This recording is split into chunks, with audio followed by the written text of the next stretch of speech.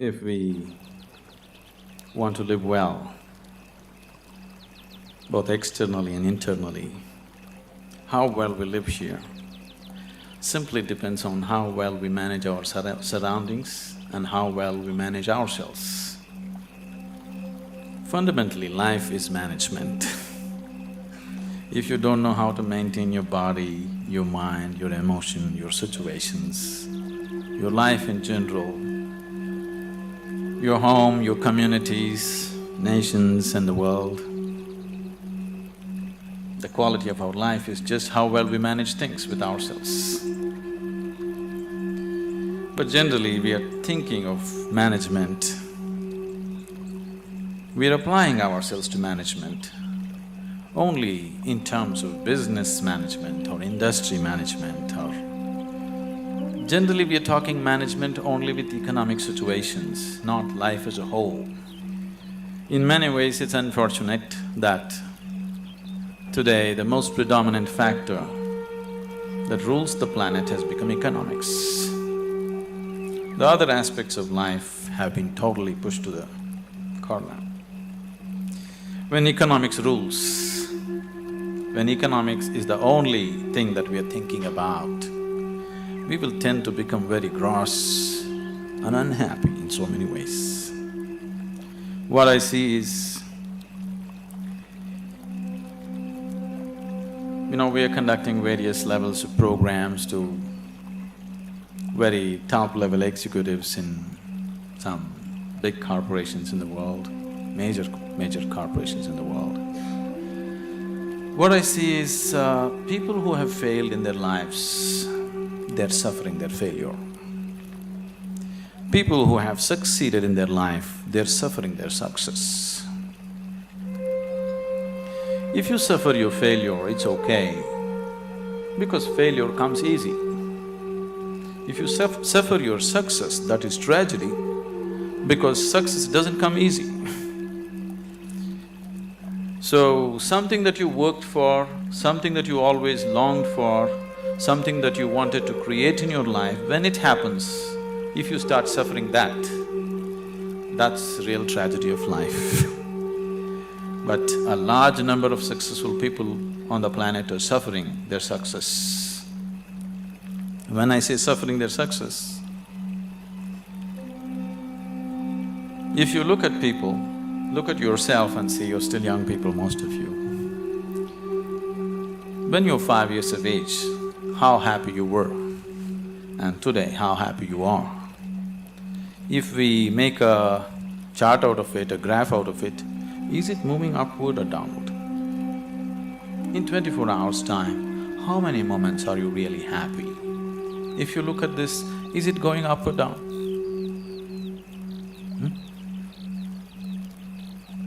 Is it going up or down? Down. So that means you're a bad manager. Because after all, everything that you did in your life is in pursuit of happiness, isn't it? All that you're doing in your life, you're doing it because you believe that is your happiness. You educate yourself, you pursue careers, you build families, you run after your ambitions. So many things you do because somewhere you believe fulfilling those things will bring you happiness. After doing all that, if happiness is not multiplying, it is going down, that means you are a bad manager of yourself. Anybody who does not know how to manage his own body, his own mind, his own emotion and his energies, if he is managing outside situations, he is only managing them by accident, not by intent, the way he wants it. Because if you do not know how to manage your mind, how to manage your energies, how to manage your interiority, managing the outside is bound to be accidental. When you manage situations by accident, you exist as an accident. When you exist as an accident, you are a potential calamity. When you exist as a potential calamity, being anxious all the time becomes a natural part of life. Anywhere you go today, people are talking stress management. Especially a few years ago when I first went to United States, Wherever I go, people were talking stress management. I could not understand why anybody wants to manage his stress. I can understand you want to manage your business, your finance, your family, your property, whatever, but why would you want to manage stress? It took me a while to understand these people have come to the conclusion that there is no other way to live. Somehow people have come to the conclusion that if you do things in the world, you're bound to be stressful. One is not stressful because of what they're doing. One is stressful because he's a bad manager of himself. He doesn't know how to manage his own systems. That is why he's stressful. It is not the nature of the job which makes one stressful. You ask a chaparasi, he is also stressful. You ask the top executive, he is also stressful. Everybody believes their job is stressful. No job is stressful. If you have no control over your own systems, you will be stressful. Whether you do something or you don't do anything, isn't it so? See, management means… fundamentally, management means we want to decide the course of our destiny. That's management, isn't it? We don't want to live here by accident. We want to take our lives where we want to go. That's management, isn't it so? If you're managing by accident, you are not a manager. Without you, things will run better. So once you say, I'm a manager, that means somewhere you have decided that you want to go in a particular way. You want to have a certain kind of situation, both inward and outward. So everybody is a manager in his own capacity, but in different levels and different types. Whether you manage a kitchen where you cook for 4 people, or you manage a large industry where 10,000 people work, fundamentally, if you want to have a good kitchen or a good industry, you must be a good manager of that situation, isn't it? So whether you're managing a little kitchen or a large industry, if you want to manage outside situations, generally you will have to manage material and people around you. If you have to manage 10 people or 10,000 people around you, you have to manage 10 minds or 10,000 minds around you. But if you have no management over your own mind, you managing 10,000 minds is going to be a disaster. In the process of doing something, if we are destroying human beings, which is happening right now, in the process of managing a situation, the man is broken, then this kind of management is no good, because after all, every management that we do is only for human well-being. If we are doing management for human well-being, in the process of doing something, in the process of managing situations, it is not only about producing something or making profit. Human beings should rise to their full potential. If we manage a situation properly, in simple process of working, you and the people who are working with you should be able to raise to their full potential. When I say rising to full potential, not just work potential, but as human beings, they must be able to rise to their full potential. If people work together, then people should be able to rise to the peak of their love, peace, compassion within themselves. If this doesn't happen, then it's bad management, because all management, the basic intent is human well-being. If that is not happening, you are just producing something, you are making little profit, but human beings are getting broken in the process, it doesn't mean anything. So if this kind of management has to happen, that just in managing a business, you find people around you raise to their peak, then you have to spend a certain amount of time in focusing on your inner management. If this doesn't happen, you will only manage situations by accident. A lot of people have understood management as a way of throwing their weight around. Can I tell you a joke? Are you okay? On a certain day, a lion was really feeling great within himself. He just was walking and a little rabbit was going, he caught him and roared at him, "Who is the king of the jungle?" The little rabbit, terrified, said, you, of course you. He let him go, swaggered around a little bit. Then he found a fox, caught him. Who is the king of the jungle? Oh my lord, it's you, of course, nobody else but you. Then he swaggered around a little bit, caught a few more animals, everybody screamed out of fear, you are the king of the jungle. Then he was in full swagger, like a manager, king of the jungle Walked into a clearing in the jungle, there was a huge tusker standing. He went, stood in front of him and asked, who is the king of the jungle? The tusker took his trunk, rolled him up, picked him up, twirled him around, smashed him to the ground. His back broke. Then the lion said, you could have just told me.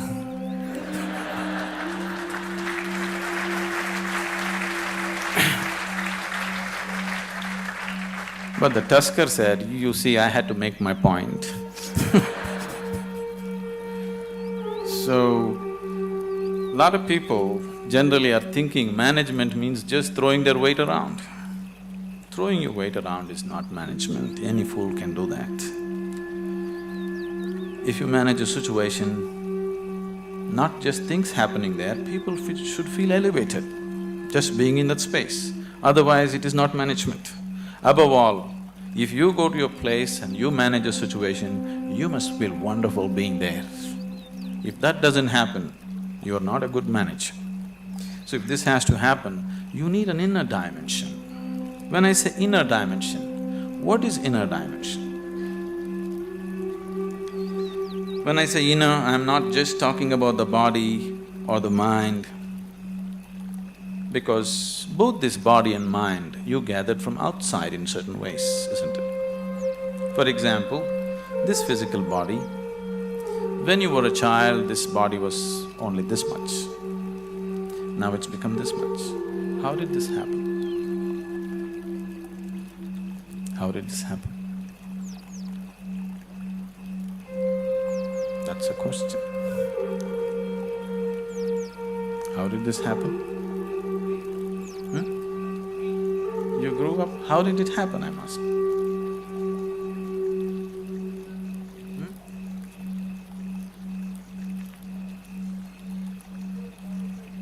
I'm sorry? How did it happen? How did all this body happen? Food that you ate, isn't it? What you call as my body is actually a heap of food that you gathered. What you call as food is just a piece of earth that you convert it into food and make it into body, isn't it? So this body is just a heap of food that you gathered over a period of time. What you call as my mind is a heap of impressions that you gathered from outside. Now you have a heap of food and a heap of impressions. If this much gathering has to happen, something more than this must exist, isn't it? If you are capable of gathering such a large body and so much mind, there must be something more fundamental than this. But that never comes into your experience. You're just lost in these two heaps, trying to make some sense out of it. Now, as there is a science, as there is a management science for external well-being, there is a management for science for inner well-being. It is just that most of the time we have not approached it scientifically. We're just believing by doing something, somehow everything will be okay. Right now, people are thinking by educating themselves they will live happily ever after, which you will discover after some time it's not so. By getting a job, they think they're going to be happy ever after, which you will discover it is not so. By making money, you think you're going to be happy ever after, you will discover it is not so. Somebody thinks by getting married they're going to be ever after, and they know it is not so. So, you're trying to somehow fool yourself into believing that by doing something everything will be okay. Though repeatedly it has let you down, still you believe that something else, some other miracle will make everything okay. It will not be okay. once happened. On a certain day, a bull and a pheasant were grazing on the field. You know a bull? A pheasant, a bird.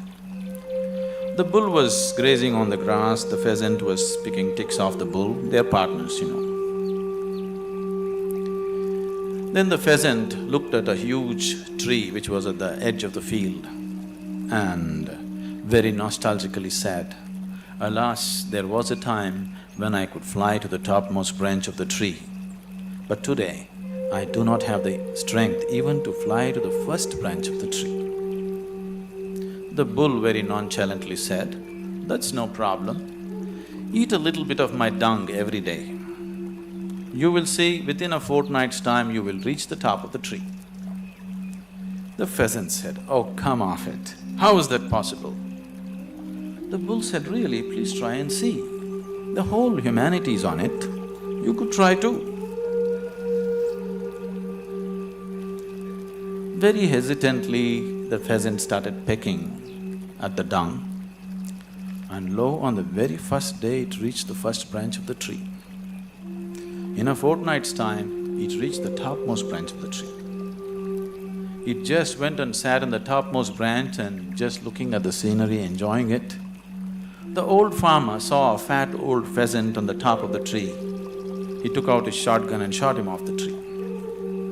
So the moral of the story is, even bullshit can get you to the top, but never lets you stay there.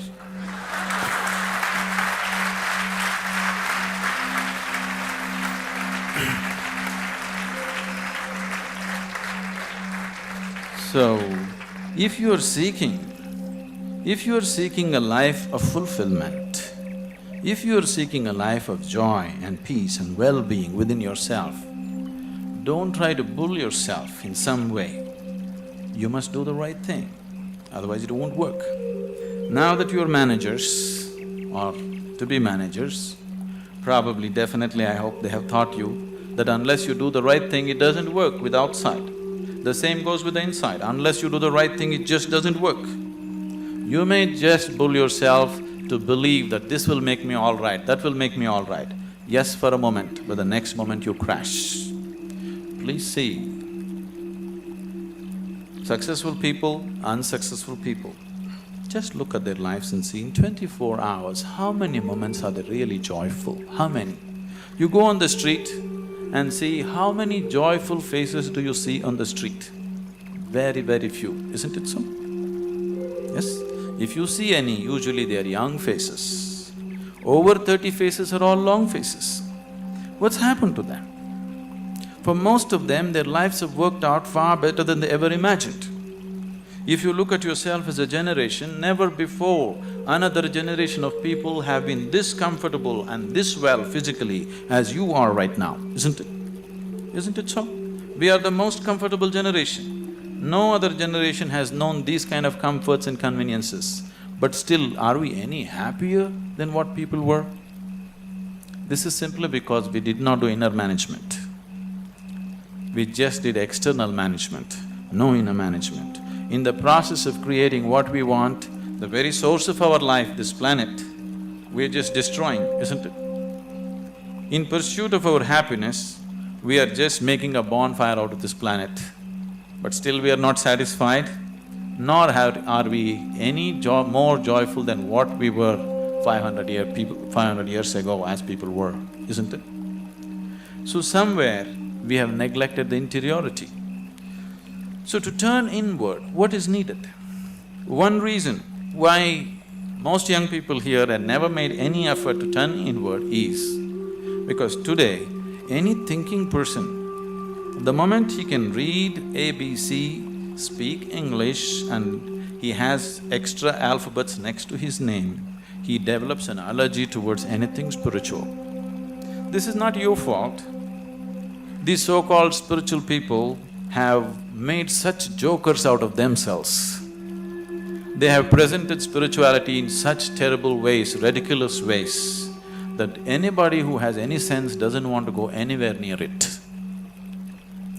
See, a spirituality means to know something which is beyond the physical.